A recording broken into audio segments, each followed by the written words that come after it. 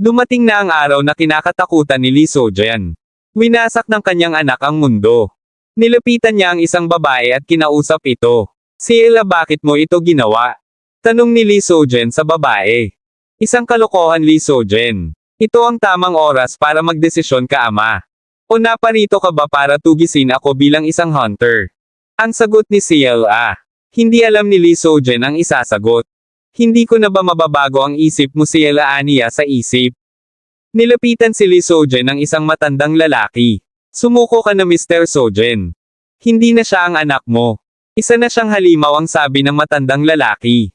Hindi, ang sagot ni Lee Sojin. Anak ko siya at hindi siya halimaw. Hindi na kita pipiliting maging parte ng labanang ito, ang sagot ng matandang lalaki. Tumabi kayo, ang sabi ng lalaki. Humanda na sa paglaban si Lee Sojin. Itinaas niya ang nag-aapoy niyang sandata at itinapat sa matanda. Nagulat ang matanda sa ginawa ni Lee Sojin. Anong ibig sabihin nito, sabi ng matandang lalaki. Ipagpaumanhin ninyo, ngunit hindi ako nagpunta dito para huliin at tapusin si Ciela, ang sagot ni Lee Sojin. Naparito ako para protektahan siya. Pasiga na sagot ni Lee Sojin. Mamamatay siya, sabi ng matandang lalaki. Kailangan mo munang patayin ako bago mo mapatay ang anak ko, galit na sagot ni Lee Sojin. Alam kong nabigo ako sa aking mga tungkulin bilang isang ama. At alam kong hindi ito makakatulong kay Ciela at sa Sword Saint. Kahit dito ako mamamatay, hindi ko kayang panoorin na lang ang aking anak na patayin. Ang sagot ni Lee Sojin. Naghanda na siya sumugod. Kaya inilabas niya lahat ng kapangyarihan na meron siya. Nagsimula ng maglaban ang dalawa. Ibinuhos ni Lee Sojin ang lahat kanyang lakas upang lumaban, ngunit nabigo siya. Humandusay siya sa lupa. Malungkot ang mga mata ni Lee Sojin na nakatingin kay Ciela na mas lalong lumalakas ang kapangyarihan at nagiging halimaw na. Nagsimula na ang labanan na ikakasira ng mundo. Patayin si Ciela, ang sigaw ng mga tao. Pasensya ka na, Ciela. Kung may ibalik ko lang ang lahat sa simula, ang sabi ni Lee Sojin.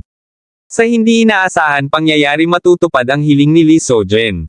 Nabaguhin ang kapalaran. Magsisimula ng bumalik ang nakaraan upang mabago ang hinaharap. Nagmulat ng mga mata si Lee Sojin. Nagtataka siyang nakatingin sa paligid. Bakit ako nandito? Sigurado ako na namatay ako sa Ice Mountain, aniya. Hinanap niya ang kanyang cellphone at lalo siyang nagulat nang makita niya ang petsa at taon ngayon. Paano nangyari ito? Paano ako bumalik sa nakaraan, ang sabi ni Lee Sojin. Maya-maya may narinig siyang boses ng babae.